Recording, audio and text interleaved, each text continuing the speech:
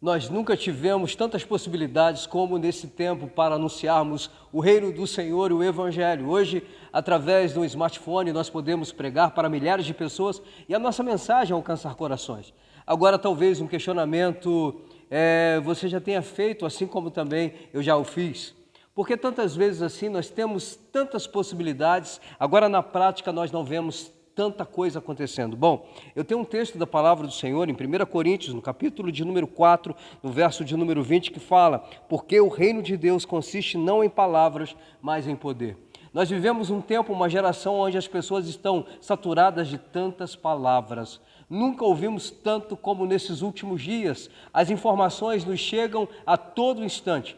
Nós temos uma verdadeira geração de impacientes. Homens, mulheres, jovens e crianças que não conseguem mais parar para escutarem uma mensagem, uma palavra, porque a todo instante estão ansiosos por uma nova descoberta, por uma nova palavra, por uma nova informação.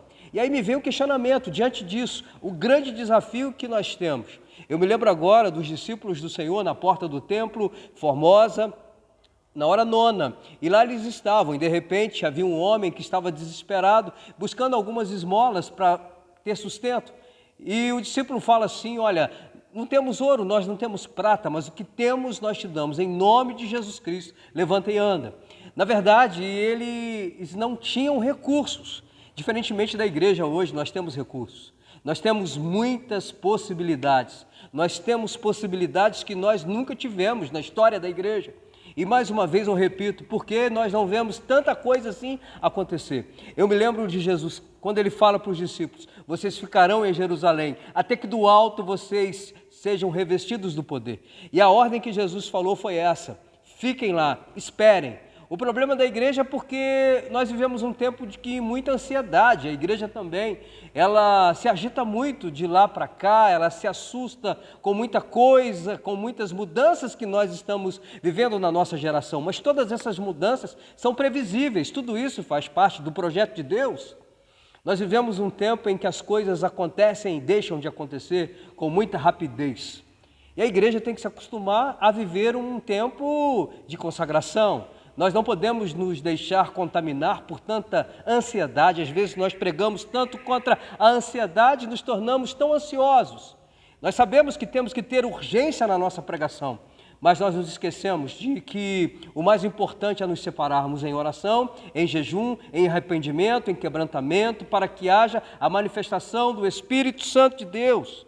Gente, eu me lembro agora de uma palavra do Senhor, quando ele dizia o seguinte para os seus discípulos: os sinais vão acompanhar vocês crerem? Vocês creem? No capítulo 16 de Marcos, no verso de número 17, os sinais hão de acompanhar aqueles que creem. Em meu nome expelirão demônios, falarão novas línguas, pegarão em serpentes. 18, se alguma coisa mortífera beberem, não lhes fará mal. Se impuserem as mãos sobre os enfermos, eles ficarão curados. Essa é a igreja que assusta.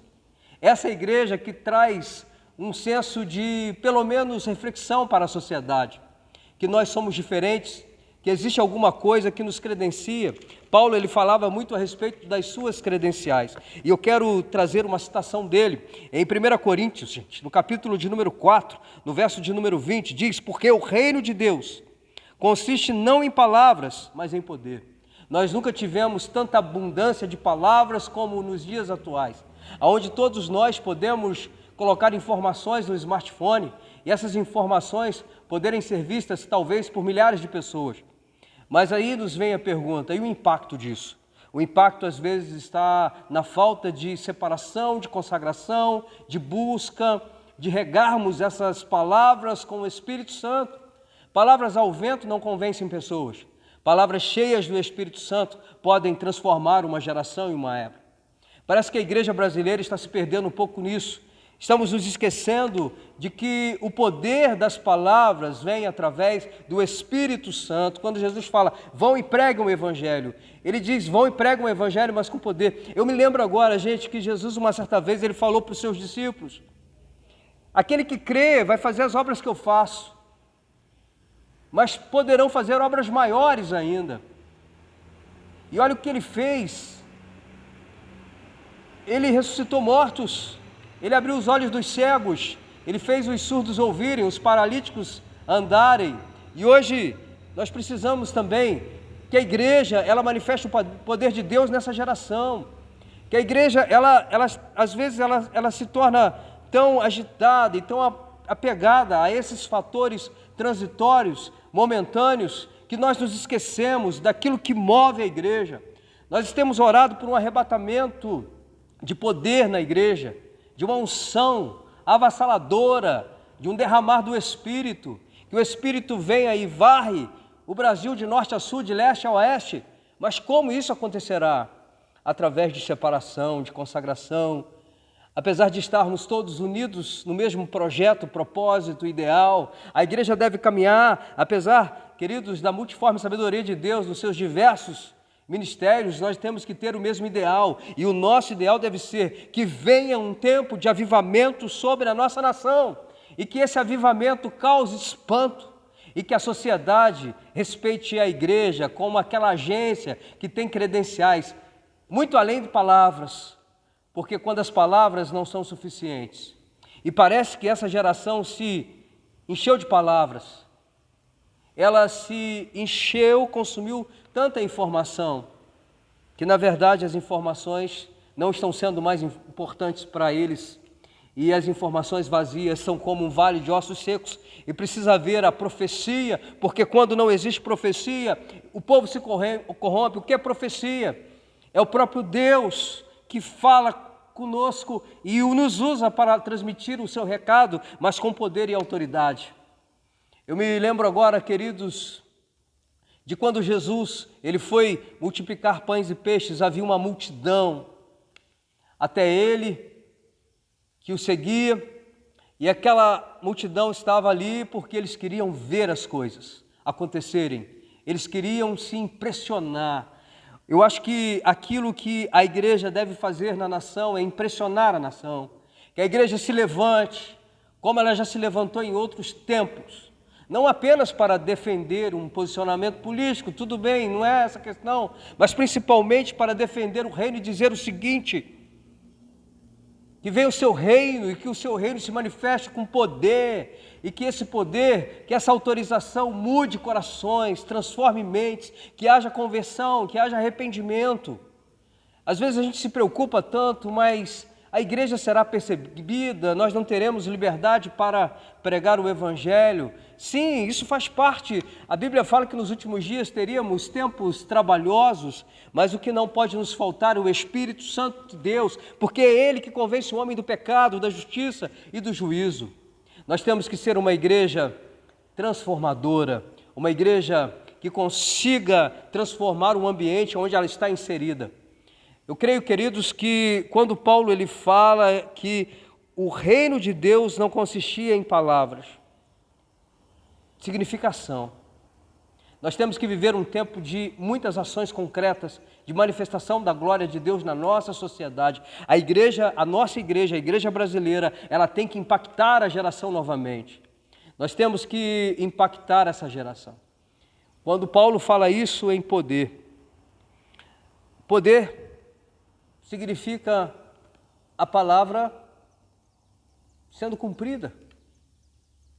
Eu me lembro, queridos, que quando os discípulos estavam reunidos no mesmo lugar, as coisas aconteceram, porque eles tinham o mesmo propósito, eles estavam na mesma visão e no mesmo ideal.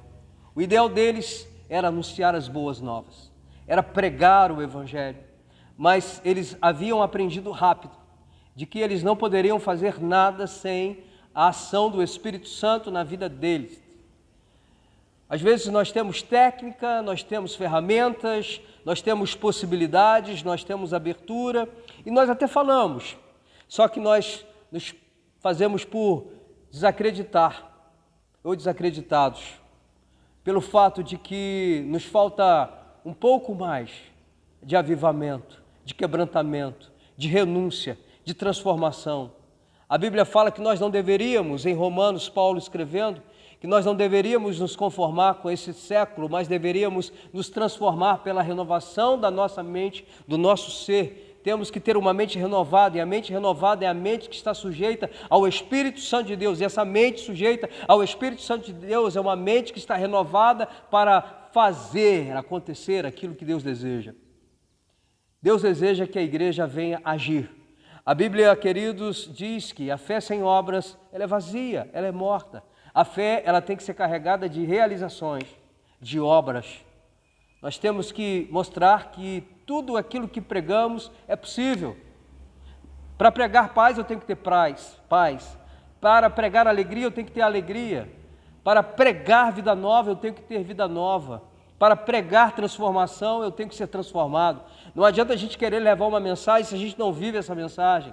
Estamos cheios de retórica, estamos cheios de oratória, estamos cheios de exegese, cheios de homilética, mas precisamos viver aquilo que nós pregamos. Paulo dizia que ele era uma carta viva. Nós estamos sendo observados. E realmente, queridos, as pessoas hoje, elas não dão tanto crédito mais para aquilo que falamos, mas elas dão crédito àquilo que somos. Se realmente aquilo que falamos condiz com a nossa verdade, se realmente quando nós falamos que nós acreditamos no Evangelho, se acreditamos ao ponto de nos entregarmos ao Evangelho e vivermos a vida de renúncia que o Senhor deseja que vivamos, para que essa renúncia também venha a ser experimentada pela vida do próximo.